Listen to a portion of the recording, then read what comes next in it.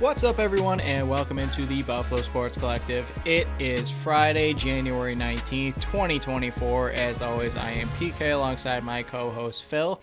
Phil, I don't know about you, but I would much prefer Buffalo winners to be spread out rather than just you get hit with everything within like a 5-day period. I'm in the North Towns, like Niagara Falls. So I have no idea what even the South Towns are going through, and I have complete sympathy for you, but I've had enough of it. It's annoying to the fact of anytime you think you're done for the day, you look out your front window and there's no more snow. You got to go either snow blow or go shovel. Yeah, I've had to.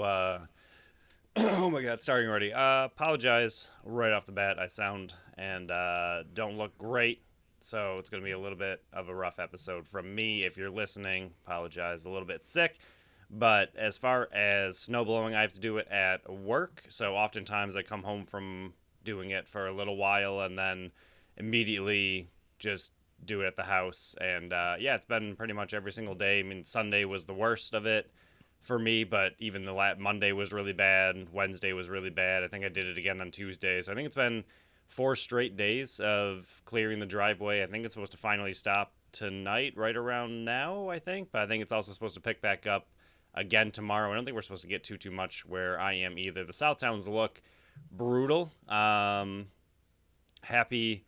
that I don't have to deal with the southern tier snow. It looks miserable. It looks like a lot to deal with. And I don't know, where are you on? So I often help my neighbors, at least like sidewalks, and if I see someone struggling, I'll go over with the snowblower and try to help out. I know you're Niagara Falls. I don't know how much helping you do around the neighborhood, but like at what point if you, so my across the street neighbor has, they just shovel, which is fine. But then I don't know, I feel kind of the necessity to go over and help almost because they are shoveling and they seem to actually really enjoy shoveling. So I don't think it's a real headache for them, but I feel like at some point you need to be punished for only owning a shovel in Buffalo. Like if you want a snowblower, which I feel like most people should own if you have a house in Buffalo, at what point do you have to just go and get one where I'm not going to help you if you just keep shoveling and looking slightly sad because you're forced to shovel. Go buy a snowblower. Yeah, for me, I do my own driveway. I will do both of my neighbors' sidewalks, and since I'm one house away from the corner, they got like the in front of their house and then down the whole side street. But the plows have recently just destroyed that corner, so I can go down to the corner, but I can't make the turn because all the snow is just it's impossible. It's over my head, so I can't do that. Yesterday, though, I did see my one neighbor. She was shoveling around her van and then pulled out, and I went, I'm going to be the nice guy. I'll just go snow blow the area where her van sits because it doesn't go all the way in the driveway. It's kind of like right by her front door. So I did that little thing, and then she comes home and, her driveway's out clear. Back before that house was lived in, it was vacant for like, I don't know, 12 months because there used to be an old little lady there that lived there, and I used to help her out. But I used to like mow their grass and snow blow their driveway and everything when nobody was there, just because you wanted to make it at least appear that somebody was living there. Right. And I don't want home values to drop and plummet because my neighbor's house got ransacked next door. So good guy PK over here just trying to take care of the neighborhood. But my biggest complaint is I live in Niagara Falls, so originally that's one of my complaints, but they have a skeleton crew snow plowing right now. There's 6 guys that do it for the whole city pretty much. I get snow plowed at like 2 or 3 in the morning. So even if my driveway is all set to go, my cars are all brushed off like we did that yesterday. I brushed off Brooks' car, I brushed off mine. The driveway was completely spotless of any snow. And then when I wake up at 6 a.m. to let the dogs out, I look at the end of the driveway and there's a foot of snow at the end of it. And I just go, you gotta be kidding me. I didn't account for this time frame. So that's my biggest complaint. But usually I snow blow my own, and then I take care of the sidewalks in front of my neighbor's house. And then if it's really, really bad, I'll do the end of their driveways after the plows go through. But I agree with you. At this point, there is a point where you just look at your neighbor and just go, dude, honestly, get a snowblower. I understand that they can be pricey, but the investment is there. Your back will sure. thank you, and the time you will save to snowblow instead of trying to shovel out foot or two of snow is well worth it. And I will say this. I am very thankful that I have not gotten the snow that the South Towns have gotten. Oh, for sure. But just one time in my life, I would like to get what they get in a storm just to feel what it's like. Because I feel like living in Western New York, you get the snow experience and you get that reputation around the country.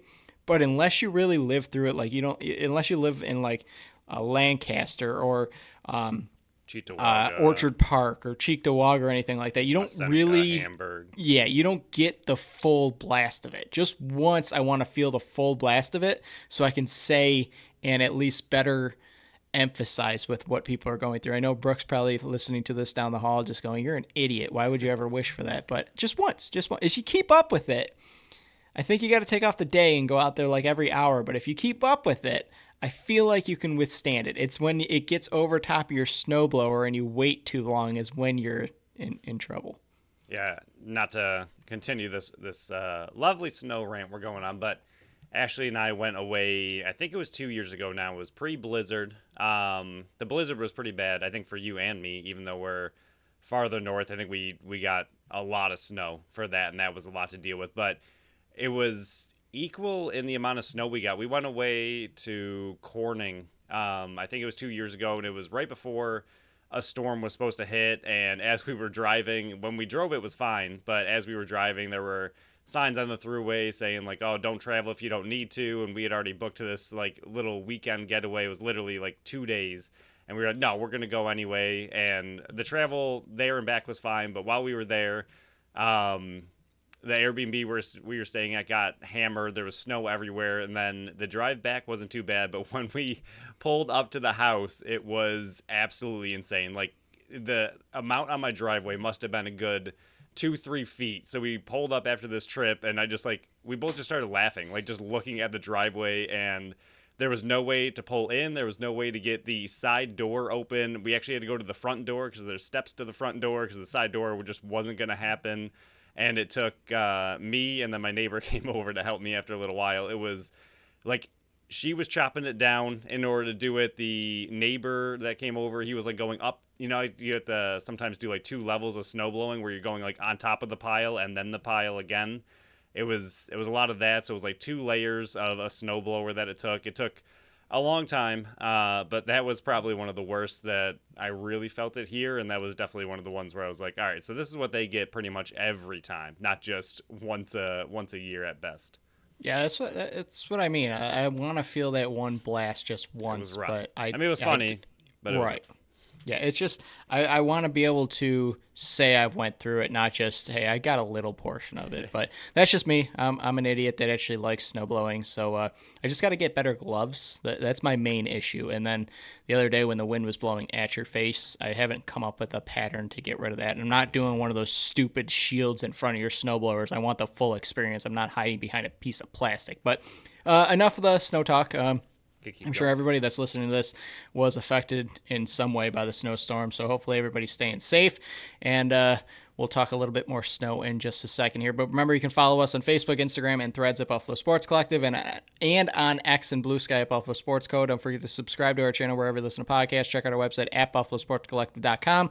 Remember, Tuesdays, Phil's article drops after every Bandits game. He reviews it, more stuff we didn't talk about on the show, more stuff he wants to do in depth that we talked about on the show, whatever it is. That comes out on Tuesday, and then my power rankings come out on Thursday. You can visit that, like I said, at buffalosportscollective.com, and look for the time breakdowns in the description of the show. There'll be 2 of them for today's show. Before we dive into the Bills, remember, Monday's show is going to be released on Tuesday because of the Bills game that's late on Sunday. We're not recording it at 10 o'clock. We're recording it around like 4:30 on Monday because I have a early soccer game because of the blizzard that happened on Wednesday. They pushed it, so yippee for us.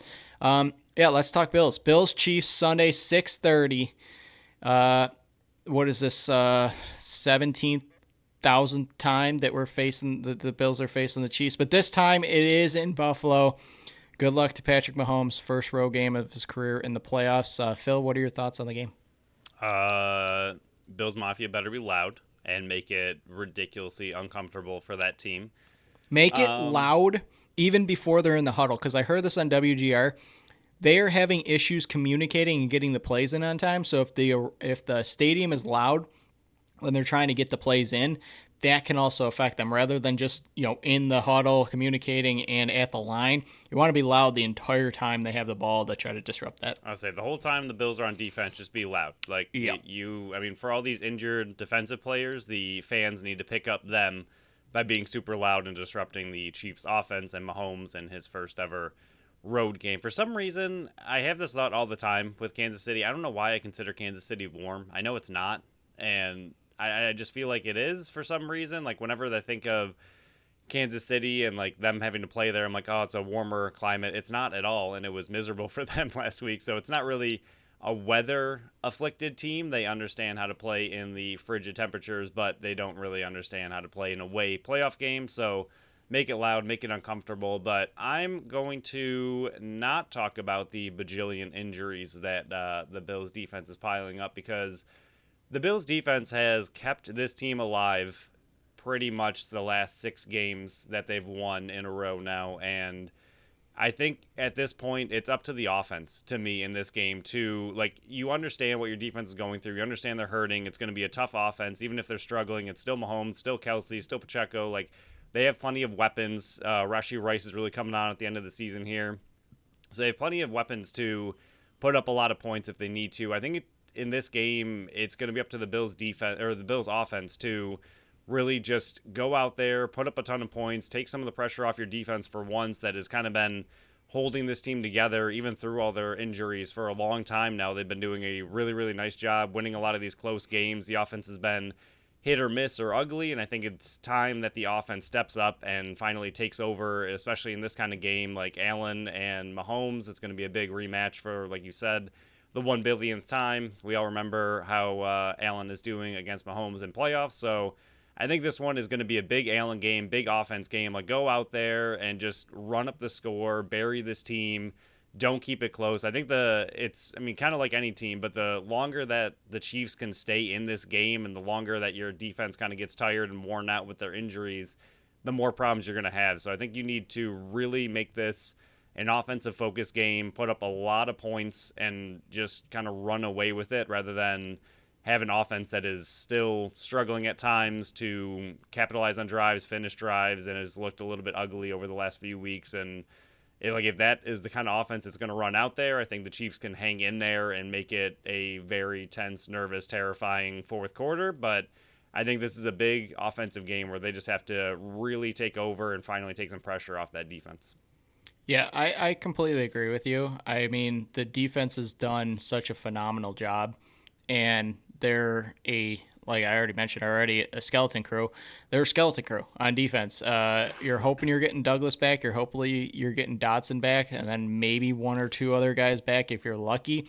Your defense is going to do what they need to do, and Sean McDermott has been unbelievable producing what he's been able to do with the defense that he currently has, even though he keeps losing guy after guy after guy.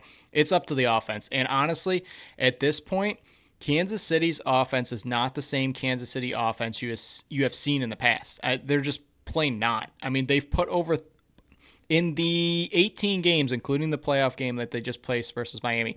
Phil, how many times have they scored over 30 points this year? Oof. I know their average is real low. I'm going to say twice. 3 times. Once week 3 versus Chicago, they put up 41. Week 7 versus the Chargers, they put up 31. And then week 12 versus the Raiders, they put up 31 points. If the Bills can put up 30-plus points, I think they're winning this game. I honestly think it's the first team to 30 is going to win this because, yes, Kansas City has an improved defense, and yes, you're still going against Patrick Mahomes, and yes, they didn't have Pacheco the last time you faced Buffalo in Week 14 where you lost 20-17. Yes, Patrick Mahomes is still Patrick Mahomes. Yes, Kelsey is still Kelsey. Yes, Rashee Rice has come on late. I honestly just don't think that Kansas City can score if Buffalo's offense does what I think they are capable of. And we've been saying that for how long now, and we've kind of gotten a shaky hit or miss. It's always nerve wracking when Buffalo plays, but if they can put up 30 points, I think they can roll Kansas City. And this is not me trying to be overconfident. If they have a game like Dallas, where yes, it might not be the running game that does it, maybe it's the passing game, but if you can get over 30 points, I really think you're going to walk out and you're going to be either going to Baltimore or you're having another home game versus Houston. If you put up 30 points, I think you're walking out of here victorious. But the biggest matchup, like you said, for the offense is going to be, can Diggs get the upper hand on Snead, because Snead has been a lockdown corner and Diggs has not had a Diggs type game in a very long time. And that's not saying that they need Diggs to have a big time game with Shakir coming on and Kincaid coming on and Cook coming on and all these other pieces sprinkled in. But if Diggs can go out for $120 and a touchdown, I think the rest of your offense is looking really good. So if you can get Diggs involved early, more than just that behind the line of scrimmage pass, you can get him and hit one of those deep shots. Please, for the love of God, hit a deep shot. I think Buffalo can roll Kansas City, and this is not me being overconfident. I'm very nervous. I think this is going to be a very tight game, but if you can get Diggs rolling early, I think you can withstand anything that Kansas City throws at you. Yeah, Snead coming into this game a little banged up. He's had 2 limited practices with some kind of calf injury, so hopefully he's not 100% for the Bills game. I'm sure he will be fine and out there and playing, but hopefully he's just not quite at 100. Diggs had a vet rest and then did not practice, so that's weird. It's his foot, but I think he should be fine. As long as he puts in at least a limited on Friday, I'm not worried. Right. So, overall, yeah, I mean, I'm over talking about the defense holding this team together with all their injuries. Like, I need the offense to take it off and run away with the game. Even this last one, I know the offense did a good job by the end and put up a lot of points, but still, I mean, the defense only allowed 17. I know it got a little bit scary at times when they were starting to catch up a little bit, but they still allowed less than 20. So once again, it was a kind of defensive win, even though the offense did put up 31, which is good to see, and good to see the offense have success. So I think we both agree that this is just going to be, it just needs to be an Allen game. Like, Allen, this is the kind of game I need him to put the entire team on his back, go out there, put up, like you said, 30, 31, 32, whatever, 30-plus points you got to put up, and hope the defense can hold with their injuries as best they possibly can. But I need the offense to go out there and ball out and take it for the Bills. And, again, I think the fans are going to have a pretty big impact in this game, so hopefully they are loud and proud. Yeah, I mean, we said it for the longest time, to win the Super Bowl with where we thought they could be. I mean, starting with the Kansas City Chief game that started this run, that was win 1 in a row, and we said, okay, you got to win 9 in a row to win the Super Bowl. They've won 6 in a row now. This is going to be win 7 if they take down Kansas City. Next week would be win 8, and then the Super Bowl would be win 9 in a row. So they've gotten 6 of the 9 done. They got 3 more to go. But the other biggest thing in here is, yes, you're relying on the offense, but you need another don't shoot yourself in the foot type of game. You were able to avoid that for the most part against Pittsburgh, besides the blocked field goal, which, I mean, that does happen, especially in that wind and the weather. You're going to have a line drive kick. We're not going to go over that, but as long as they don't shoot themselves in the foot by costly turnovers and costly fumbles and dumb interceptions and stuff like that, I think this could be a game where Buffalo could walk out of here and look for, their first AFC championship appearance since, 13 seconds? Actually, I don't even think 13 seconds was divisional. Last time it was the other Kansas City loss. So, yeah, they haven't been back there in a while, Phil. It's been a while. This is where you were last year when you lost to Cincinnati. They've made it back to the spot they were last year against all odds, but this is why being the upper seed was better, because Kansas City has to come to Buffalo now. So we'll look. That's pretty much all we have for. Move on from that. Yeah. I asked you last time about McDermott's aggressiveness on 4th downs and everything, but with this one, if Martin ends up playing, because I assume if you're going to kick field goals, you'd rather have Martin, because he's been holding for Bass all season long, and I assume that kind of thing you don't really want to screw up in playoffs. So if he's not 100%, but they put him out there to do the best he can, do you think they will go for it more often on fourth downs if he's not truly 100%. Obviously, if you're, on your own 20, I don't expect them to just be winging it. But do you think that they go for it more often on fourth down, even if it's like 4th and 5, if they don't think their punting game is quite up to what it should be?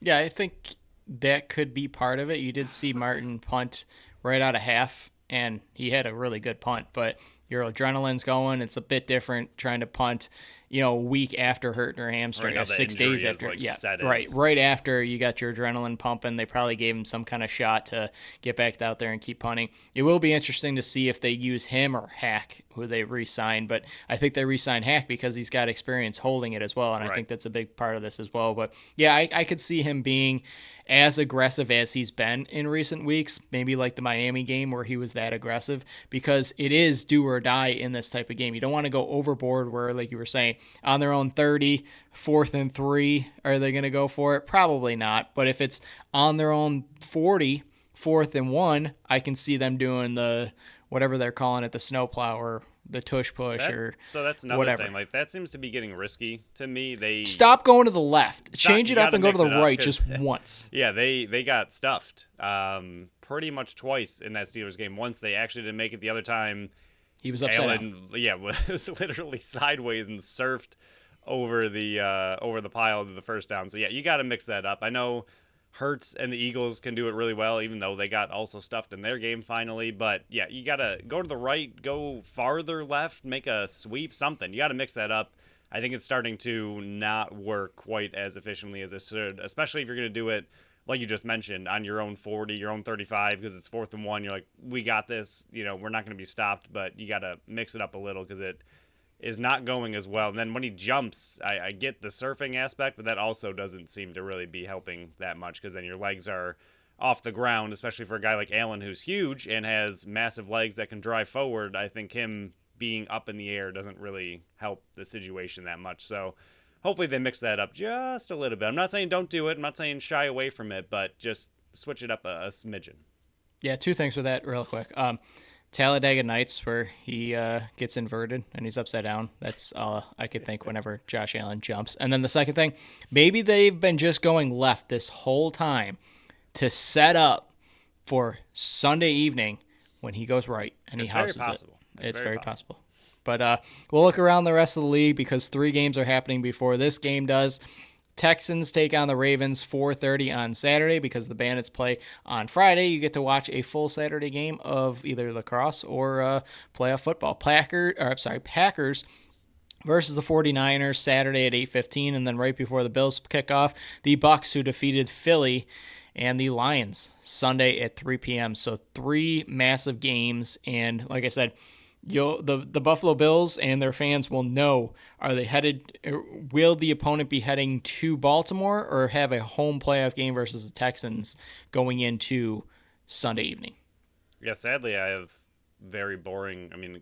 Judging by what we did last time with our predictions, I have the home team winning all of those, which is lame. Same. No upsets, but I don't really see too many upsets in there. I don't know what the Packers are. Texans, I guess, could be interesting against the Ravens. Their offense has looked pretty legit recently, so that could be an interesting one potentially. Yeah, Packers, I just don't see them holding up against the 49ers and the Bucs. I don't know what the Eagles are doing in that game. I don't know if you watched the highlights of that one. Oh, I did. Yeah. I don't get it. Goodness. What a terrible... Like, if the Bills did that, I don't even think we'd talk about them next game. Be like, all right, let's just move on to next year. Like, I'm not talking about that game. Wow. Embarrassing. That was so embarrassing. But anyway, we don't have to talk about that. But, yeah, so the Bucs, I don't know if they're good or not, or the Eagles simply beyond imploded. I don't know what that was. So I think the Lions will take that one, too.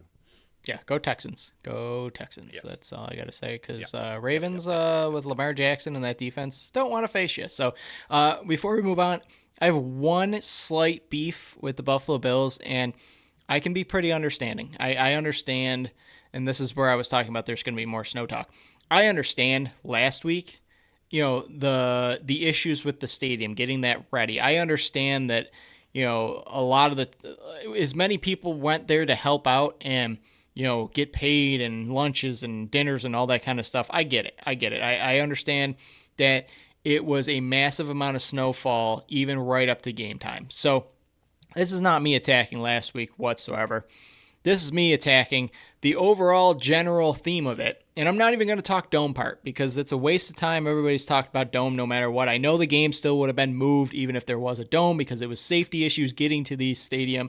I get all that. This is not me fighting that whatsoever. This is me talking about a team who is a $1 billion organization that is relying on their fan base to shovel out their stadium. I understand even if there's other things more important than shoveling out a stadium. There's more important things getting streets plowed and people keeping their house warm, all that kind of stuff. My main thing is, if you are going to rely on fans to do this kind of stuff, how don't you have some type of equipment like the Packers have? That they have a snowplow that's a custom-made snowplow that fits in between the seats to help. When you have shovels, I don't care how many people you have, you're not going to be able to shovel out a 70,000 seat stadium. It's not going to happen. So why can't you have these custom-made snowplows that you've had this stadium since the 70s? You've had one that was an open air one since the 60s. Why don't you have these things built and then pay people to come and use them? So then you don't even have to hire a company. You can still pay the fans to come in and do it, but you just give them a snowplow instead of a shovel. Because I saw the videos of people in the 300 section last week. I don't understand how they were allowed to let people in there when it was that dangerous. People had to slide down the stairs because it was so icy. Like, how don't you have some kind of system set up in place? And again, this is not just me bashing last week because I get it. All the snow happened right overnight. This is me talking about a 50 to 60 year history of them having to do the same things.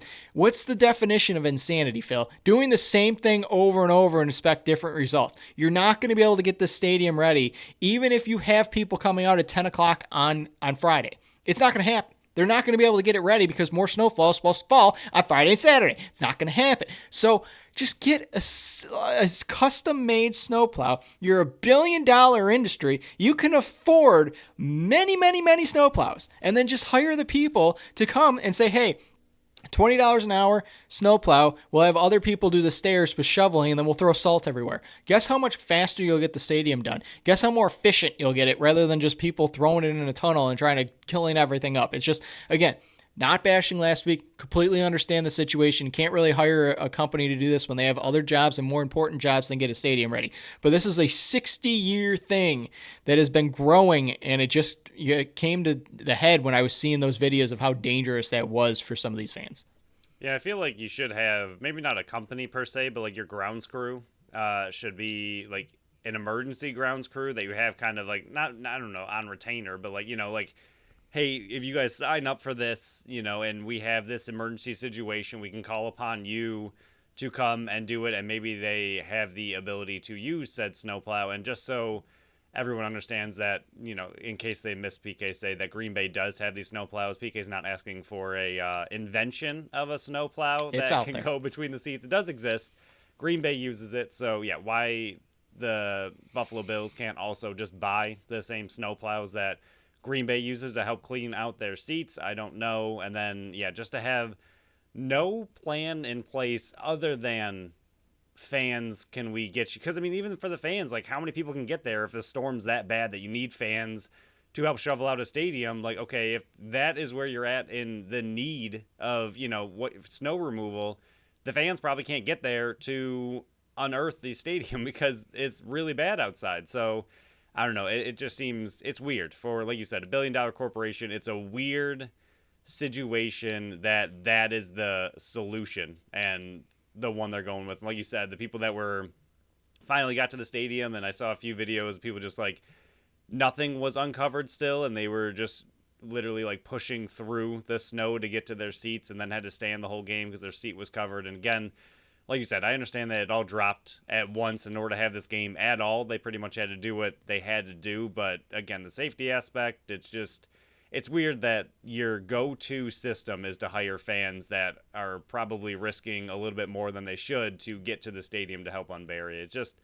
It's weird. And the fact that, again, like you said, a snowplow out there exists to help in these situations and you don't own it or multiples of them, it's just, I don't know. It's weird. Like you said, it's not just from this past weekend. It's years and years and years and years of snow in Buffalo. I mean, we're not unused to this at this point. So find a better system than that.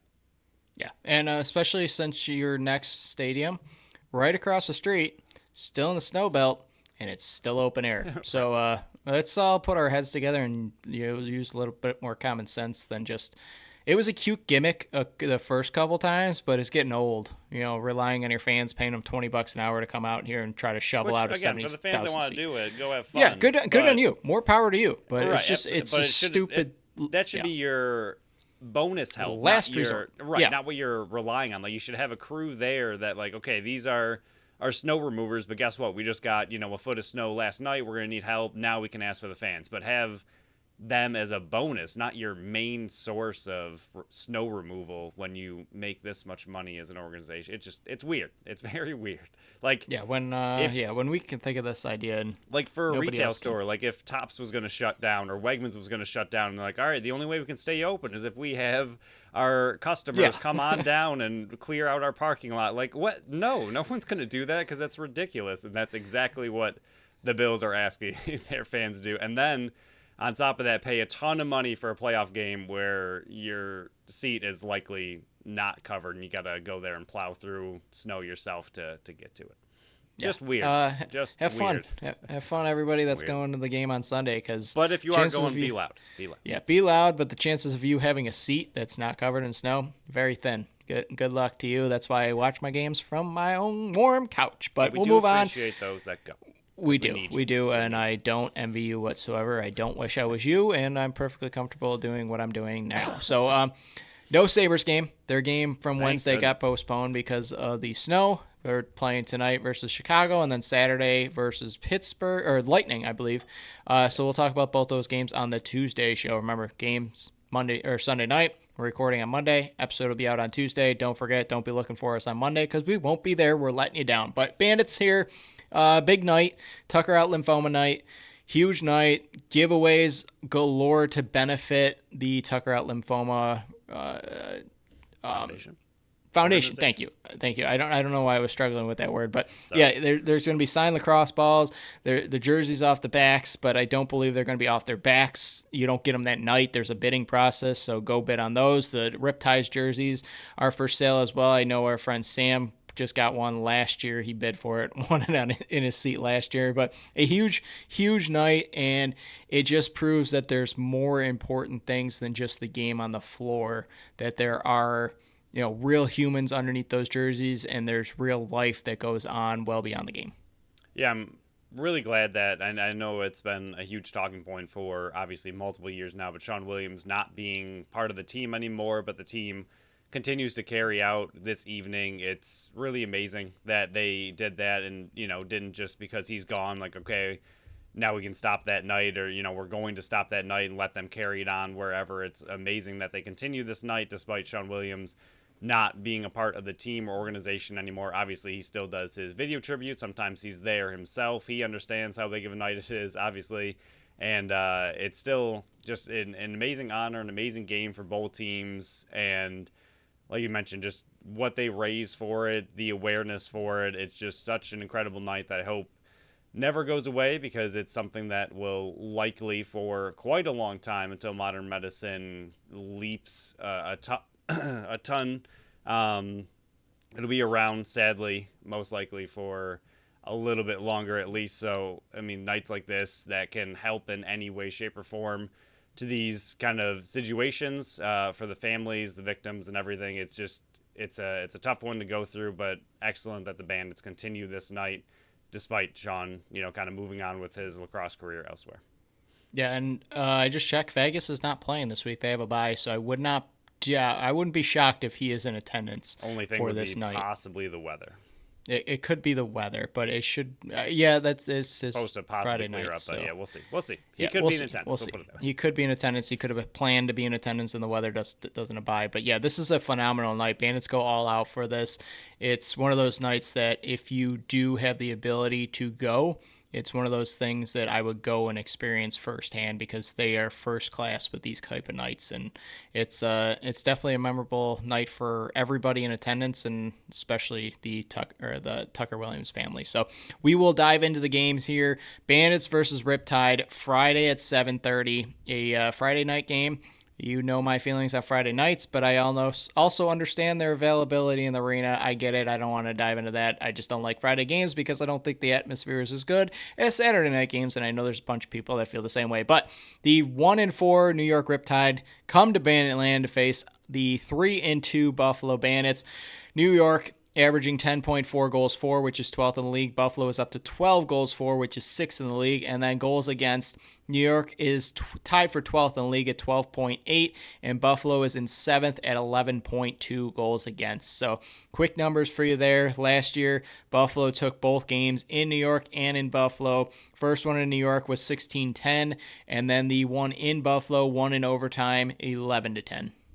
Yeah, I think the big thing with New York is not looking at their record. This is something that has sadly happened to this team for quite a few years now, where they're a decent team that hangs in there. I think they had a really slow start to the season. I think these last two games kind of prove a little bit more of what this team can do and not a team to overlook. I mean, like you just mentioned, the Bandits like to keep this team around a little bit more than they should. I mean, winning in overtime, and even 16-10 is a good win, but I think it was the year before that, it was 19-18 or 18-17, that ridiculous 17-18, yeah, high scoring game. So this team and the Bandits, they stick around a little bit more than they should, but these last two games, New York beat Philly 16-9, and then they lost to Panther City 14-12. So those two games, they put up over 12 goals in both, and then obviously the one they allowed 14, the other one they only allowed 9. So I think these last two games just kind of show a little bit more of what this team can do. They don't have the best defense still, but their offense is legit, and I think they had a little bit of a slow start to their season. So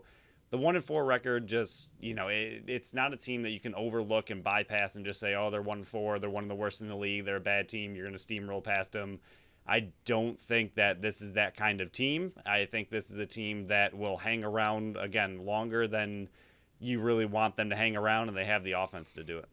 Yeah, 2 years ago it was 18-17 game, so you nailed that. But in week 16, they lost 15-12 versus the New York Riptide. Not as good as they should be against a team that has correct. routinely finished really bad. Correct. But in those games, I just jotted down some notes. Bandits, like we said last year, they were very injured, so a lot of these players missed games. But Jeff Teat, 5-9-14, 36 shots in those two games. Sundown, 3-3-6. Kiernan, 2-6-8. Dunkerley only played in game 2. He did not play in the first game. He made 47 saves, 11 goals against. And then Nanakoke, 4 points. He did not play in game 2. Kluch, 5 points. He did not play in game 1. McKay had 8 points.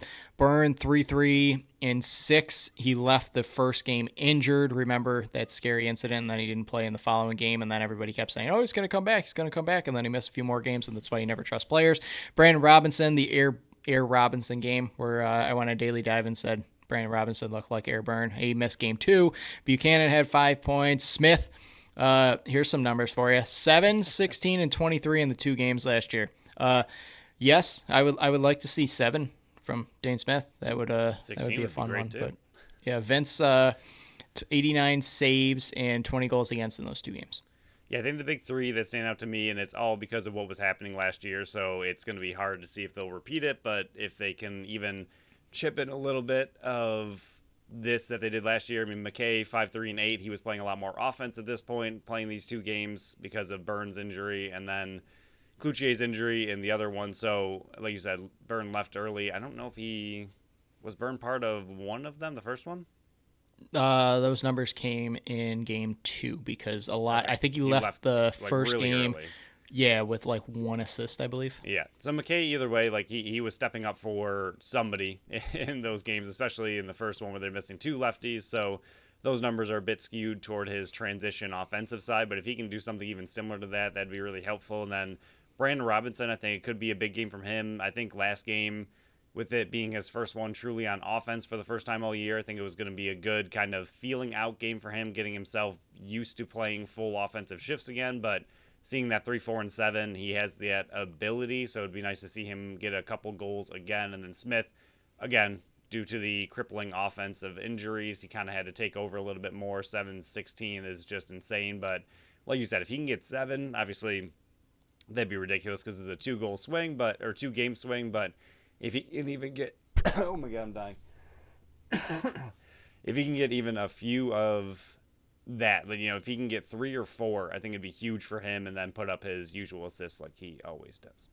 So I'll let you take care of your business over there. We'll talk about the players for New York right now. We'll go over the righties. Connor Kiernan, number 92. Kyle Matisse, the man that you and I both were hoping would come to Buffalo, and then we never thought he would because he's the captain, and then that was the 3-way trade. Number 46. Yeah, Stephen Keogh, he came over from Rochester, I believe. Yeah, that was the Rochester deal for Steve, or the other Orleman that Kevin Orleman, thank you, number 28. And then Austin Madronic, number 93. He was part of the Kyle Matisse deal as well. He came over from Saskatchewan. And then the lefties, Riley O'Connor, number 9. Larson Sundown, number 68. And then the one and only, number 51, Jeff Teat.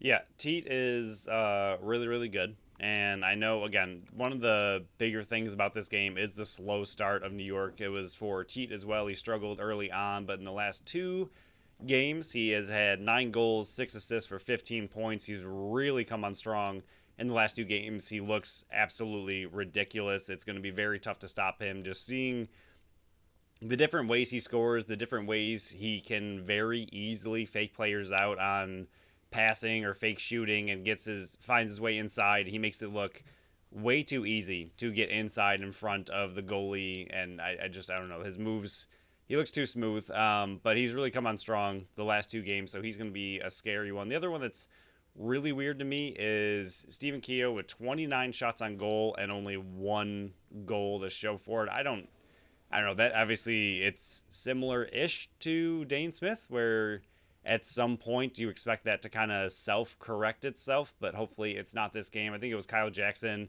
for Georgia that I said that he was shooting a lot but wasn't really scoring. It was something we expected at some point he'd kind of take that next step, and then he did against the Bandits, and I think put in 4 goals. So that's something we don't want to see Keogh do, but the fact that he's shooting 29 shots with only 1 goal, you got to imagine at some point that's going to correct itself and be a little bit more to the norm of what he can do. So even though his stats don't jump off the page, I think he's still one you have to keep an eye on given how often he shoots.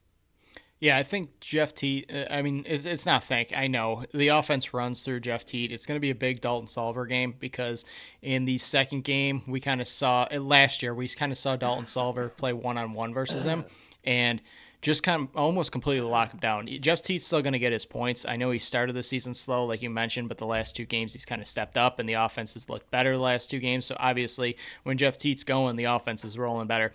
If you're able to kind of maintain the secondary scoring that comes from Connor Kiernan and Kyle Matisse and Riley O'Connor, if you limit what they're able to do, you're going to stifle the offense, and Jeff Teat is not going to be as effective. I mean, put Dalton Solver as many times as you possibly can on Jeff Teat and get him frustrated. And if you can do that, the offense will slow down. And I really believe that, a guy that's not going to fill out the box score, a guy that you're probably not going to hear his name much, a guy that's very, very quiet, goes out in there and does his job in a Dalton Solver. I think that's going to be, if the Buffalo Bandits are able to limit New York to 10 or under, I think Dalton Solver has a massive game. And I think that has the possibility of happening in here because of how good he has been this year, locking down some of the good forwards. Like Austin Stotts, when you saw him come to town, he didn't have that good numbers. When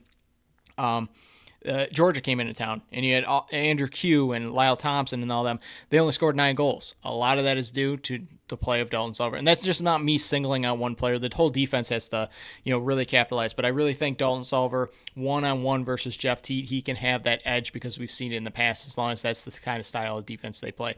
But like I said, limit Connor Kiernan, Kyle Matisse, and Riley O'Connor and, see what that offense really brings. But we'll look at the defense in transition. Brett Noseworthy, number 15 in transition. He's got 36 loose balls, 3 caused turnovers this year. Jay Thornberry, he is going to be their faceoff man. He's having a very good season, 69% in the faceoff dot. Number 75, Ron John, number 88. He's got 9 caused turnovers on the year. Kevin Brownell, number 8. some of these names are familiar because they're former Bandits. 6 caused turnovers on the year. Damon Edwards, he was already ruled out, but he's the captain of their team. It's going to be a big loss for New York. I think this is his 3rd straight missed game, and that's a massive loss on their back end. Yeah, I mean, the fact that Thornburg is having a bit of a revival season so far, I think last year he struggled quite a bit. He just came a little bit closer to league average. I mean, he's 37 years old this year, 36 last year, so you kind of expected a little bit of a downswing, but now he is swinging right back up. He said his career's not over, so faceoffs likely going to go a little bit more toward New York. I think in the last game they won, I think it was 20 of 30, something like that. Yeah, he won over 3,000 career faceoff wins as well. Did hear that. Yes, I was correct. So they won 20 of 30 last game, so they're going to win a little bit more faceoffs than the Bandits, but we don't often care about that as much. But the big thing with them, the transition game, which I'm not really seeing a ton of goal numbers, but against Philadelphia in their game when they won 16-9, 4 of their goals were in transition, so they do have the ability to score quickly and score quickly in transition, so it is something you have to keep an eye on. And as far as their defense goes, struggling pretty much the whole year, and they're still not a terrible defense. Like Ron John, they have a decent stay-at-home defender in him, 29 loose balls, 9 caused turnovers, which is pretty good to start the season. But overall, they're not doing a great job on defense, but they are still good enough to hang around. But their transition game is something you do have to be a little bit worried about. They can put the ball in quickly in transition. Yeah, I mean, they brought in big names like Mitch Wild. They brought in, I already mentioned him, Kyle Matisse. They brought in John LaFontaine in the offseason. They got a young budding prospect and Callum Jones as well. They have a lot of pieces, but their defense has not kind of stepped up to what we kind of thought they would be. You and I both said they won the offseason with the moves they made, and we really liked what the pieces they were adding around Jeff Teat, and you even picked them to make their A seed. I'm going to bring this up as much as I can because I was dead wrong 2 years ago, so you get to live in it now, Phil. But they are a team that can get hot if their offense gets going, and you saw it in the Philly game, and I watched that whole game. Their offense was electric, and yes, Higgins struggled in that one, but their offense can play with the best of them because they do have talent. It's about limiting the opportunities they are providing. You can't let them get inside. If this defense goes back to what we saw in the second half versus Rochester and the 3 games that happened before that versus San Diego, Colorado, and Georgia, I really think you're going to be able to take New York behind the woodshed if you want to go that dark. But it's definitely a team that you don't want to take lightly. They have done that in the past, and it's kind of burned them. But this is a team where if you're able to limit their transition opportunities and you're able to limit what the offense does, this should be a game where you can feel good about it after Buffalo walks out of the door. So in net, Cam Dunkerley. We move on to their goalie. New York in the last 2 games has had, from what I could tell, 12 in-tight goals, about 12 mid-range to far. They weren't really far, but I'm going to call them 12 mid-range goals and then only 1 far. So it doesn't seem like a team that really shoots distance shots and buries them. It's a team that loves to get inside. Teat was at least, 9 of those most likely. So he was probably a good handful of those in-tight ones as well. But it's a team that can get inside pretty well, and they don't really shoot a lot of far shots. So hopefully the Bandits are, kind of learn in this kind of game that you want to pack that defense in and force them to shoot those outside shots because it's what Vince likes, and it's something that it doesn't seem like New York really is successful at. So if you can keep them to the outside, you're going to have a lot more success. This is a team that likes to get inside, and even those mid-range shots can be pretty close. So don't let them get inside. Pack the defense in tight, force them outside, and I think you're going to be okay on defense. So in net is the young Cam Dunkerley. I am actually a fan of his, even though his numbers don't back up what I have seen. He's been hung out to dry almost as much as any other goalie in the league because of the one-on-one opportunities he has to face each game. He's 1-4 with a 12.71 goals against and a 74 save percentage. But again, he has a very bright future in this league if he gets better play in front of him, and he just hasn't gotten that, and that's why those numbers are inflated as they are.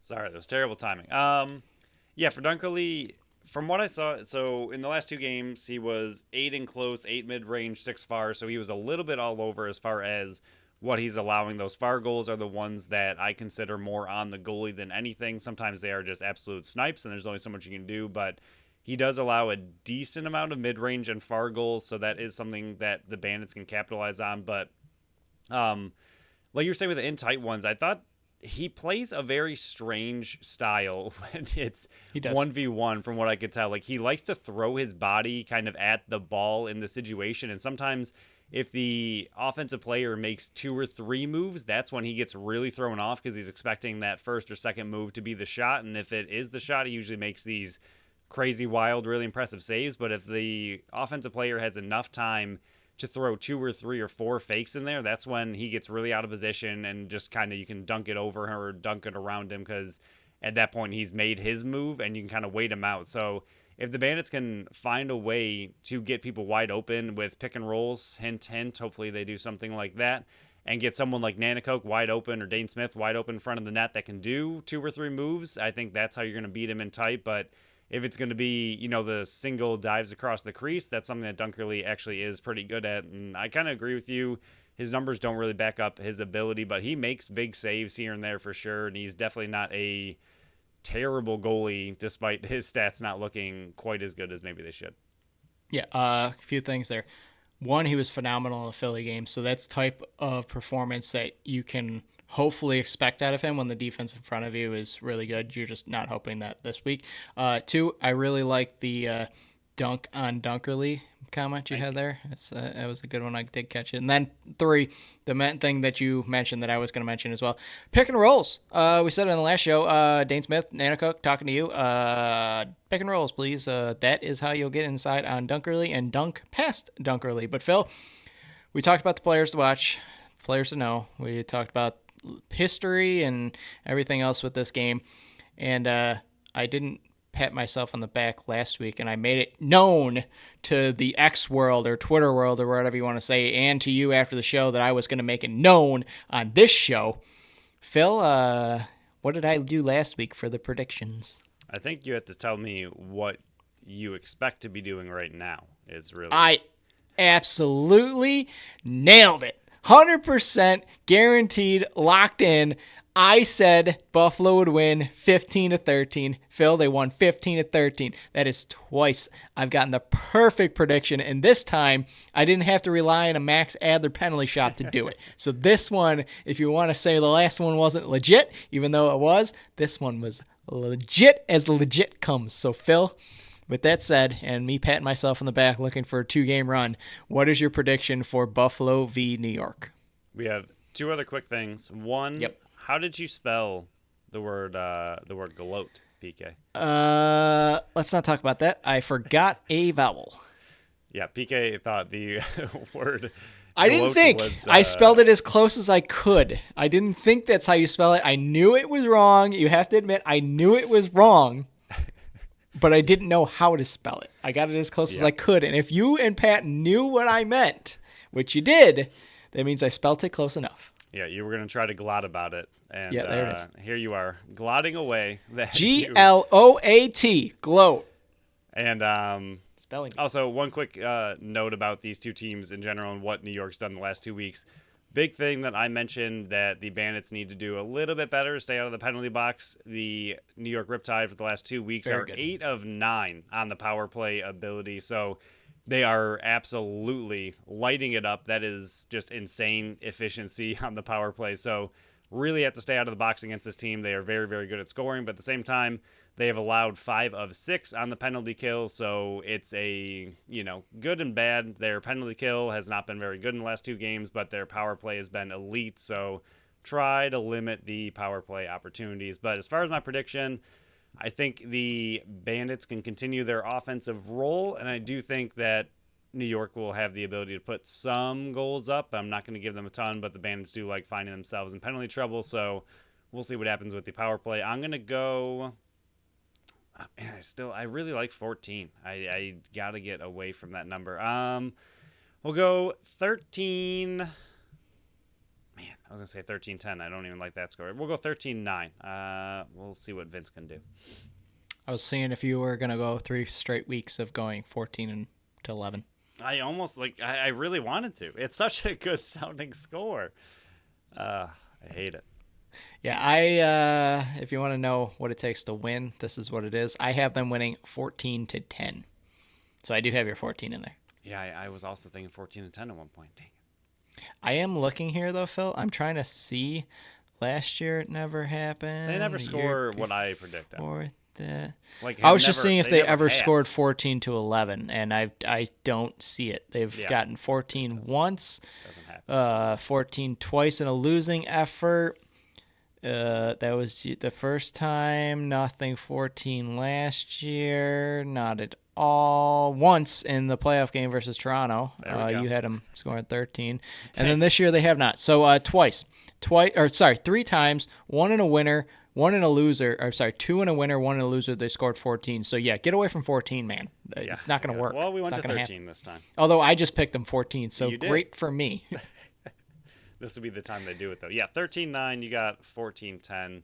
We each have a +4 goal differential. Hopefully they come in, feel the energy, and beat them. This is, again, we kind of mentioned the schedule coming up for them is going to be tough. Very bad. So this is a team you cannot overlook because every win in unified standings is huge. So go in there, take care of business, and get out of there. Yep, this is a team you should beat because they're behind you in the standings, and that's what really counts. So, Phil, Go do it. it is everybody's favorite time. It is the fastest milestone minute. If nobody noticed, I did slow it down a tad last week, but all these possible milestones can be found on X at Buffalo Sports Co. We post them on the lead up to the game, and because it's the Friday game, it will be all posted on Friday. It won't be scattered between Friday and Saturday. It's all going to be posted on Friday. So if you missed one of these, you don't want to listen back for whatever reason, you can check them out there. So here we go. If Matt Vince plays on Friday, he will move into sole possession of fourth place in NLL history with 275 games played. Chris Cloutier is 1 point away from 200 for his career. He averages 3.49 a game. Matt Vince is 8 saves away from 10,000 for his career, which is already an NLL record. Chris Cloutier is 2 shots away from 400 for his career. He averages 6.98 a game. Tehoka Nanticoke is 2 loose balls away from 100 for his career. He averages 2.72 a game. Brandon Robinson is 4 loose balls away from 100 for his career. He averages 3 a game. Dane Smith is 2 caused turnovers away from 100 for his career. He averages 0.59 a game. If Nick Weiss plays on Friday, he will move into sole possession of 8th place in games played in Buffalo Bandits history with 117. Chase Frazier is 1 goal away from sole possession of 8th place in Buffalo Bandits history. He averages 1.7 a game. Josh Byrne is 1 assist away from sole possession of 4th place in Buffalo Bandits history. He averages 2.94 a game. And then last one, Dane Smith is 1 point away from sole possession of 2nd place in Buffalo Bandits history. He averages 5.92 a game. Every time we go through these milestones, I'm just reminded how absolutely ridiculous Dane Smith really is. Yeah. I mean, Chris Cloutier is a very good player. Like, I think everyone can understand that he is very good at what he does. He's a very good player.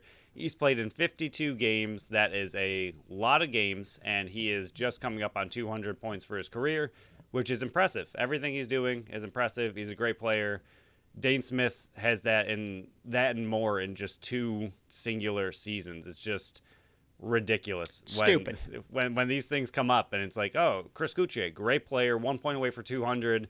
That's very impressive. He's good at what he does. And then you just think of what Dane does that and more in 2 seasons. It's insane to realize in these moments how good Dane Smith is. And that's not trying to take anything away from Chris. Again, really good player. I hope he gets to 200 for his career, and hopefully Byrne can get 1 assist away from that 4th in Bandits history, and then Dane will steal the entire show like he always does with his 1 point from 2nd in Bandits history. But then, like you said last time, you get to not talk about that for a long time because Johnny T is just a smidge ahead of him. Yeah, but the issue is he has a massive milestone coming up within the next 3 weeks because he's sitting at 983 points, so 1,000 points is like that number 17 alone that's ridiculous. Yeah, I know, it's stupid. It makes no sense. He's ridiculous. played in 166 games and he's got 983 points. He's coming It's up stupid. on Nobody should be this good at lacrosse. Nobody should be this good at a sport. It's stupid. I don't get it. I'm jealous that he's that good at one certain thing and I'm not good at a single thing in my Thank entire goodness life. He's a bandit. Except for Milestone Minute. I am the best Milestone Minute Yep. man in the I world. will, So here we go. Final thing to talk about on this show, Lacrosse Look Around. There's 4 other games in the league this week, and they're all on Saturday. So good luck trying to schedule your Saturday with NFL playoff games and lacrosse games going on. First one's massive game, Georgia versus Toronto. Second one, just as big, San Diego versus Albany. Third one, it's a little bit less interesting, but I am interested in the second team here, Vancouver versus the Rush. I'm interested to see how the Rush rebound after a postponement of a game. And then Calgary versus Colorado, a rematch from the Western Conference Finals of last year's playoffs. Yeah, the top 4 there, Georgia and Toronto and San Diego and Albany, both really, really, really important games, really big games. I think as Bandit fans, we need Toronto and Albany to finally lose, knock them down a peg. Both of them, they're both looking a little too good, and I don't like it. So it'd be great if Georgia and San Diego could upset. But at the same time, Georgia and San Diego also look pretty good. So no real winning there, but you definitely want the 2 undefeated teams to lose.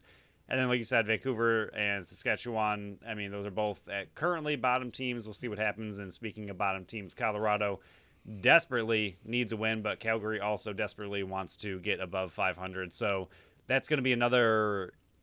It's so weird that those last 2 matchups, Vancouver and the Rush and Calgary and Colorado, like it's so early in the season, but they are almost must-win games for every single one of those teams. Colorado and Vancouver need to win in order to get their seasons back on track, or at least moving in the right direction. And then same for the Rush in Calgary. I mean, Calgary's 2-2, but that's not great. I mean, if you lose your 2-3, you're still not looking very good. So those are already very, very early must-win games, and the other 2, just please knock off the undefeated teams.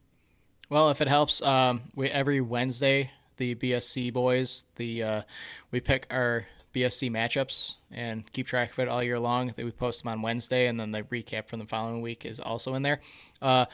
I have picked against Albany all 6 times. This is the first week I have picked Albany to win, so it's a guarantee. Go bet it and share your winnings with me. San Diego will win, so you're welcome, world. You're welcome, NLL. This is Albany's downfall. I'm going to pick them every time for the rest of the year, and I will sacrifice a win to make Albany fall all the way down to the standings. Yeah, I've been doing Which really is sad, 'cause I terrible, actually and I like picked Albany. an entire week of upsets, so I'm kind of expecting all the upsets not to happen. Well, you get one because you picked San Diego, I picked Albany. It's going to happen. It's guaranteed. One It's a of lock. us. But Phil, we'll wrap the show up. Is there anything else you want to add to this before we both shut this down? I edit and then go shovel again. I am thankful we didn't talk about the Sabres tonight. That was exciting. And go Bills. They're still moving. They're still grooving. Go Bills. Go Bandits. Let's have some fun this weekend. Hopefully get another double victory and triple if you count that other team that plays on ice and falls down a lot. Yeah, so on our next show, remember, we'll air on Tuesday because of the Bills. I did it again, Phil, right at the end. The Bills late game on Sunday evening. That will be out on Tuesday, not Monday, so don't look for us there. We're going to be a day late once again. I think this is, 3rd or 4th straight week of doing this. But thanks, Bills. yeah, it's not fun. We'll talk about the 2 Sabres games on that show as well, and then, of course, the Buffalo Bandits. But if you're out there driving around to either the Bandits game, to work, to the Bills game, whatever it is, just make sure you're driving safe. Take it slow. Don't rear end anybody. It's pretty nasty out there every once in a while, and hopefully we're through the worst of it. But drive safe, and we'll see everybody in Banditland on Friday night. So thank you all for listening to another episode of the Buffalo Sports Collective.